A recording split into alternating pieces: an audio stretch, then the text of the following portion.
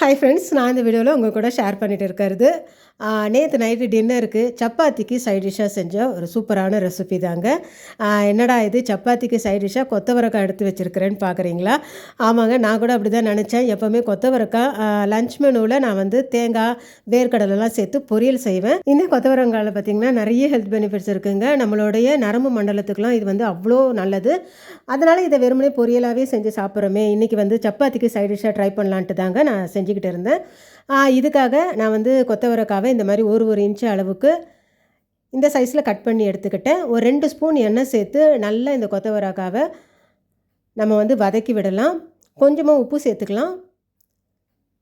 இந்த கொத்தவரக்காய்க்கு தேவையான உப்பு மட்டும் சேர்த்து நல்ல மீடியம் ஃப்ளேமில் வச்சு இதை வந்து மூடி வச்சு நல்லா குக் பண்ணி எடுக்கலாங்க. இது தண்ணி எதுவும் நம்ம சேர்க்க தேவையில்லை. இந்த கொத்தவரக்காயிலேருந்து வர தண்ணியிலே இந்த காய் நல்லா ஒரு 3/4 பாகம் வெந்தால் போதுங்க. பேலன்ஸை நம்ம கிரேவியில் போட்டு வேக வச்சு எடுத்துக்கலாம். இப்போ இதை நல்லா இந்த மாதிரி வதக்கி விட்டு மூடி வைக்கலாம்.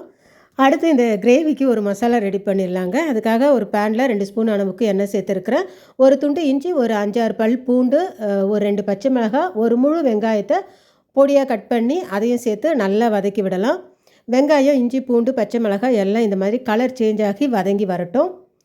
அடுத்து பார்த்திங்களா, இதில் நான் ஒரு 1/2 கப் அளவுக்கு வேர்க்கடலை சேர்க்குறேங்க. இது வந்து பார்த்திங்கன்னா நான் ஏற்கனவே வறுத்த வேர்க்கடலை. அப்படி வறுக்காத வேர்க்கடலையாக இருந்தால் நீங்கள் தனியாக வறுத்து அதுக்கப்புறம் சேர்த்துக்கலாம். இதை எல்லாத்தையும் மிக்சியில் நைஸாக இந்த மாதிரி அரைச்சி எடுத்துக்கலாங்க. ஒரு 2 ஸ்பூன் எண்ணெய் ஒரு பேனில் விட்டு நம்ம அரைச்ச இந்த வெங்காயம், வேர்க்கடலை விழுத அதோடு சேர்த்து நல்லா கலந்து விடலாம். ஏற்கனவே வெங்காயம், இஞ்சி, பச்சை மிளகாய்லாம் பார்த்திங்கன்னா நல்லா வதங்கி தான் நம்ம அரைச்சிருக்கிறோம். ஸோ ஈஸியாக சீக்கிரமே வதங்கிடும். இதில் 1 ஸ்பூன் அளவுக்கு வெறுமிளகாய்த்தூள், 1/4 ஸ்பூன் மஞ்சத்தூள் சேர்த்து கொஞ்சம் நேரம் நல்லா வதக்கி விடலாங்க. எண்ணெய் பிரிஞ்சு நல்லா வதங்கி வரட்டும். அடுத்து நம்ம ஏற்கனவே வதக்கி வச்சுருக்கிற அந்த கொத்தவரக்காவை இதோடு சேர்க்கலாம். சேர்த்து அதையும் நல்லா வதக்கி விடுங்க. இப்போ கொஞ்சமாக இதில் தண்ணி சேர்த்து நல்லா கலந்து விட்டுக்கலாங்க. கொத்தவரங்காய் பார்த்திங்கன்னா ஏற்கனவே ஒரு 3/4 பாகம் வெந்துடுச்சு. வெங்காயம், தக்காளியும் கூட நம்ம ஏற்கனவே நல்லா வதக்கிட்டோம். ஸோ வந்து ஒரு 10 நிமிஷம் இது வந்து எண்ணெய் பிரிஞ்சு குக் பண்ணி வந்தால் போதுங்க. இப்போ நம்மளுடைய இந்த கொத்தவரக்காய் கிரேவி நல்லா ரெடி ஆகிடுச்சு. சப்பாத்திக்கு ஒரு சூப்பரான சைட் டிஷ்ங்க இது. கொஞ்சமாக கசூரி மேத்தி இதில் நம்ம வந்து சேர்த்துக்கலாம். சேர்த்து மூடி கலந்து வச்சிடலாங்க. நல்ல டேஸ்டியான, நல்ல க்ரீமியான ஒரு கிரேவி ரொம்பவுமே சூப்பராக இருக்கும்.